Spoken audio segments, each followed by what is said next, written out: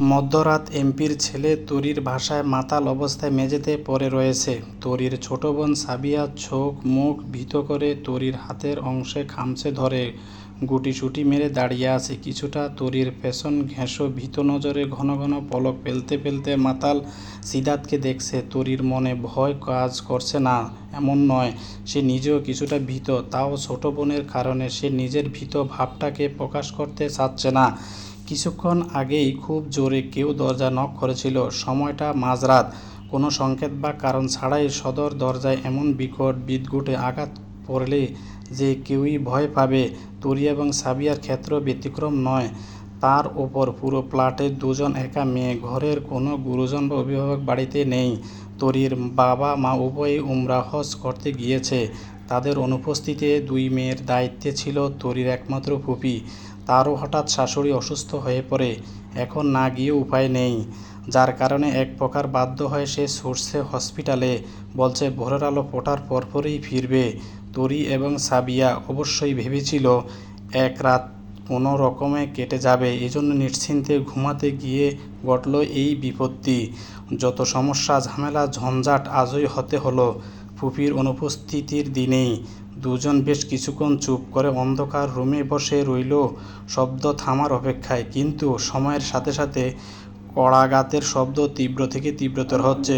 সবশেষ না পেরে তরি রুম থেকে বেরিয়ে আসলো। তরির পিছু পিছু সাবিয়াও এলো। ভয়ার্ত কণ্ঠে ফিসফিসিয়ে বোনকে বারবার বলল, আমার বড্ড ভয় করছে গো আপু, চলো না রুমে চলে যাই। তরি তখন ছোট্ট বোনকে আশ্বস্ত করে বলল, ভয় নেই, কিছু হবে না, আমায় ব্যাপারটা দেখতে দে। তরি সদর দরজার সামনে এসে দাঁড়াতেই শুনতে পেল পুরুষালী জড়ানো কণ্ঠ কড়াঘাত করতে করতে এলোমেলো বুলি আওড়াচ্ছে, এই অনয় মরা, এত ঘুমিয়ে কি হবে? খোল দরজা, ভিতর ডিম, দরজা না খুললে ভেঙে ঢুকে যাব। খোল। তরি বুঝল অপর পাশের লোকটির কোথাও ভুল হচ্ছে। তরি দরজা দূরবীন কাছ দিয়ে লোকটির মুখ দেখতে চাইল, কিন্তু সফল হলো না। মুখটা একদম দেখা যাচ্ছে না। এজন্য তরি চেঁচিয়ে বলল, কে? হঠাৎ পরিবেশ কেমন নীরব হয়ে গেল, কেমন গা চমচমে নিস্তব্ধতা। সাবিয়া স্বস্তির নিঃশ্বাস ফেলার সঙ্গে সঙ্গে আবারও বাহির থেকে পুরুষালী কণ্ঠ শোনালো। কথার সুরও ছিল অদ্ভুত। তোর কণ্ঠ মেয়েদের মতো কবে হলো রে অনয়? কোনো ভয়েস রেকর্ড প্লে করছিস নাকি শালাকের বাপ? দরজা। তরি এবার বুঝতে পারল আগন্তুক লোকটি পাশের ফ্ল্যাটে না গিয়ে ভুলবশত তাদের ফ্ল্যাটের সামনে চলে এসেছে। তরি ভেতর থেকেই চেঁচিয়ে বলল, আপনি ভুল ফ্ল্যাটের সামনে এসেছেন, আপনি যাকে খুঁজছেন সে হয়তো পাশের ফ্ল্যাটে। পরপর ওপাশ থেকে শোনা গেল, দেখ অনয়, আমি ঠিক ফ্ল্যাটে এসেছি, শুধু তুই আমাকে বোলাচ্ছিস। এসব বলে আমি তোর সব চালাকি জানি, তাই ভালোই ভালোই বলছি দরজা খোল অনয়। লোকটার ভুলভাল কথাবার্তা এবং এত কোলাহলে অতিষ্ঠ ছোট বোনটাও ভয় থরথর করে কাঁপছে। এজন্য সিদ্ধান্ত নিল সে দরজা খুলে প্রমাণ দিবে সে অনয় নয়। লোকটিও ভুল করে চলে এসেছে। তরির এরূপ বেপরোয়া হতজ্ঞানহীন সিদ্ধান্তে পা ফেলে দরজা খুলল। তরি দরজা খুলতেই লোকটি হুড়মুড়িয়ে ভেতরে প্রবেশ করে আচমকা মাটিতে লুটিয়ে পড়ল কোনো রকম কথাবার্তা ছাড়াই। এমন কর্মে দুই বোনই ভীষণ ঘাবড়ে গেল। কেউ দেখে ফেলার ভয়ে তরি দ্রুত দরজা বন্ধ করে দিল। সাবিয়া চিৎকার দিতে গিয়ে নিজেকে থামিয়ে ফেলল। কেমন চেনা চেনা লাগছে চেহারাটা। মিনিট খানেক মাথা খাটাতেই মনে পড়ল এটা এমপি সাঈদ হোসেনের ছোট ছেলে। সাবিয়া মাদ্রাসায় এক অনুষ্ঠানে বাপ ছেলের মিলে এসেছিল। এই ছেলের নাম সিদাত। তবে এই ছেলে মঞ্চে না থেকে ছেলেদের আসনের মাঝামাঝিতে বসেছিল। সাবিয়া বেশ কয়েকবার দেখেছে, তাই চেহারা মনে আছে। এছাড়াও সোশ্যাল মিডিয়াতে বাপ ছেলেকে প্রায় সময় দেখা যায়, তাই সিদাত মোটামুটি পরিচিত মুখ। দুই বোন যখন সিদ্ধান্ত নেয় পাশের ফ্ল্যাটের ছেলেটাকে ডাকতে যাবে, ঠিক তখনই ঘন ঘন পায়ের শব্দ শুনতে পেল, সাথে একাধিক কণ্ঠস্বর। দুই বোনের আত্মায় হিম হয়ে গেল। তরি নিজের অজান্তেই রুমের লাইট বন্ধ করে দিল। অতঃপর ভয়ে ভয়ে দরজার দূরবীন কাছে এক চোখ রাখলো। সাবিয়ার পিঠ তখন দেয়ালের সাথে লেপ্টে রয়েছে, মনে প্রাণে আল্লাহকে ডাকছে। যত দোয়া দুরুদ জানে সব একে একে মিনমিন করে পড়ছে।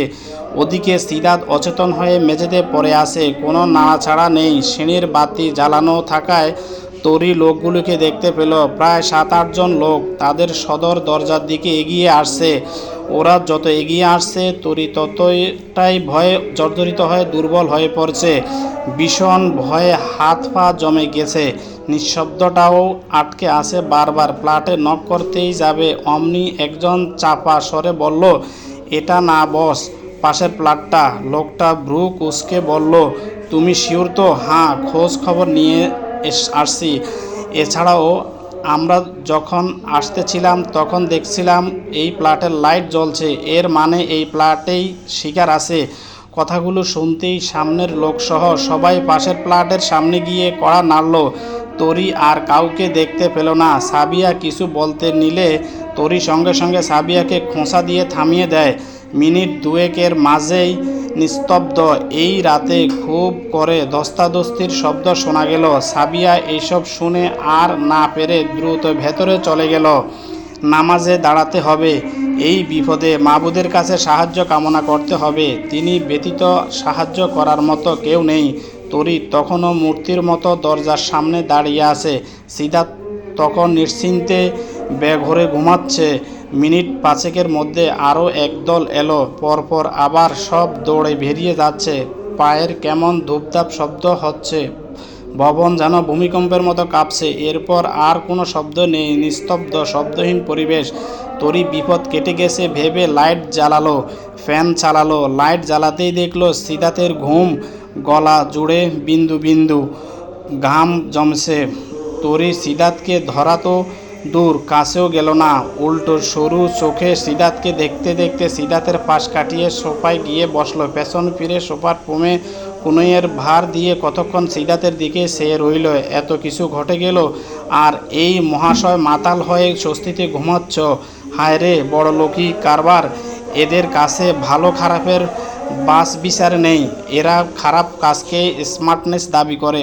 অন্তত কোনো ভদ্রলোকের ছেলে এরকম মাতাল হয়ে অন্যের ঘরে ঢুকবে না। তাই তো তরির মনে সিরাতের প্রতি এক আলাদা বিতৃষ্ণা এবং বিরক্তি জন্মাচ্ছে। তরি ফোমে মাথা ঠেকালো, ঘুমের চোখ জড়ো নুয়ে আসছে। কিন্তু এই লোককেও তো বের করতে হবে পাশের ফ্ল্যাটে। তখন যাওয়াটা কি ঠিক হবে? যদি কোনো বদলোক দেখে থাকে তখন এইসব ভাবতে ভাবতেই তরির চোখ গেল। কলিং বেলের শব্দে তরির ঘুম ভেঙে গেল। দড় পড়িয়ে সোজা হয়ে বসে সে আশপাশের নজর ফেলে বুঝলো সোফাতেই ঘুমিয়ে পড়েছিল সে। দেয়াল ঘড়ির দিকে তাকালো, আধা ঘন্টার মতো ঘুমিয়েছে সে। তরি এক পলক সিরাতের দিকে তাকিয়ে মাথা ওড়নাটা ভালো করে টেনে নিল। অতঃপর হাই তুলতে তুলতে দরজার সামনে গিয়ে দাঁড়ালো। দূরবীন দিয়ে আগে দেখে নিলে কে এসেছে, অপরিচিত মুখ। তরি ভেতর থেকেই বলল, কে? পর মুহূর্তে বাহির থেকে শোনালো, অনয়, দরকারে এসেছি। অনয় নামটা শুনেই তরি বুঝে গেল সিরাত একে খুঁজছিল, কিন্তু তরি সাহস পাচ্ছে না দরজা খোলার। এক ভুল বারবার করতে চাচ্ছে না। বাহির থেকে আশ্বস্ত কণ্ঠে অনয় বলল, দেখুন, ঘাবড়াবেন না, আমি জানি আমার বন্ধু আপনার বাসায়। আমি ওকে নিয়েই বেরিয়ে আসব, আর বিরক্ত করব না। কথাবার্তায় ভদ্র মনে হলো অনয়কে। তাও তরি ঘরের ভেতর থেকে ফুলের ঝাড়ুটা নিয়ে আসলো। আগে থেকে সাবধান থাকা ভালো। দরজার পাশের দেয়ালে সেটা হেলিয়ে রেখে তটস্থ হয়ে দরজাটা খুলল। দরজা খুলতে অনর দেখতে পেল সদর দরজার কাছাকাছি মেঝেতে তার প্রিয় বন্ধু অচেতন হয়ে পড়ে আছে। নেশা করার গাল, নাক লাল, চুলগুলোও খুস্ক এলোমেলো। অনয় ভারী অবাক হলো। সিরাতকে কেউ মনে হয় ছুঁয়েও দেখেনি, অন্তত ভদ্রতার খাতিরে মেঝে থেকে উঠায়নি, যেন সে কোনো তুচ্ছ বস্তু, অবহেলা পাত্র। এ নিয়ে অবশ্যই তরির কোনো রকম মাথা ব্যথা নেই। আপনার দেখা শেষ হলে দ্রুত ওনাকে নিয়ে বের হন। অনয় অপ্রস্তুত হয়ে তাকালো তরির দিকে, কয়েকবার পলক ফেলে হালকা গলা খাঁকারি দিল। অতঃপর সময় বিলম্ব না করে ব্যস্ত হয়ে বলল, হ্যাঁ, নিশ্চয়ই। অনয় ভেতরে এসে সিদ্ধার্থকে ধরে উঠে বসালো। অতঃপর সিদ্ধার্থের এক হাত অনয়ের কাঁধে নিয়ে ধীরে ধীরে দাঁড় করালো। অতঃপর ধীরে সুস্থে বেরিয়ে গেল। অনয় যেতে যেতে সৌজন্যমূলক হাসি দিয়ে বলল, ধন্যবাদ সিদ্ধার্থের বিপদের সময়ে তাকে আশ্রয় দেওয়ার জন্য। তরী অনয়ের কোনো কথার জবাব না দিয়ে মুখের উপর দরজা বন্ধ করে দিল। আর অনয় হতভম্ব হয়ে চেয়ে রইল। অনয় তো ধন্যবাদ দিল, ধন্যবাদের উত্তরে এভাবে মুখের উপর দরজা বন্ধ করে দিল। অদ্ভুত মেয়ে তো। অনয় কোনো রকমে টেনে টুনে সিদ্ধার্থকে তার ফ্ল্যাটে নিয়ে গেল। তরী দরজা লাগিয়ে স্বস্তির নিঃশ্বাস ফেলল। এক রাতে কত কিছু ঘটে গেল। তরী ঘাড় বাঁকিয়ে ঝাড়ুটার দিকে তাকালো। অতঃপর ফোঁস করে নিঃশ্বাস ফেলে ঝাড়ুটা নিয়ে সঠিক জায়গায় রেখে রুমে এলো। রুমে এসে দেখলো সাবিয়া জানামাজে শুয়ে ঘুমোচ্ছে। তরী সাবিয়ার কাছে গিয়ে তাকে হালকা ধাক্কিয়ে ডাকলো। সাবিয়া ঘুম জড়ানো কণ্ঠে হুম করতে করতে কোনো রকমে উঠে বসলো। তরী শীতল গলায় বলল, বিছানায় গিয়ে ঘুমা, বিপদ কেটে গেছে। বিপদের কথা শুনে সাবিয়ার ঘুমন্ত মস্তিষ্ক জেগে ওঠে। একে একে সব ঘটনা তার মস্তিষ্কে নাড়া দিল। সঙ্গে সঙ্গে সাবিয়ার তন্দ্রাভাব কেটে গেল। ঘুমে আড়ষ্ট হওয়া চোখ জোগাড় মুহূর্তে ভয় জড়ো হয়েছে। তরী সেই ভীত চোখ সে আশ্বাস দিয়ে বলল, আর ভয় নেই, সব ঠান্ডা হয়ে গিয়েছে। মাতালটাকে তার বন্ধু অনয় এসে নিয়ে গেছে। গলায় আটকে থাকা নিঃশব্দটাকে সাবিয়া স্বস্তির সাথে ত্যাগ করল। অতঃপর মিনমিন করে যাক আলহামদুলিল্লাহ বলে জায়নামাজ তুলে বিছানায় গিয়ে শুয়ে পড়ে। তরীও হাই তুলে জানালার পর্দা টেনে দিয়ে বোনের পাশে শুয়ে পড়ল। শুয়ে পড়তেই চোখ জুড়ে ঘুম নেমে আসলো।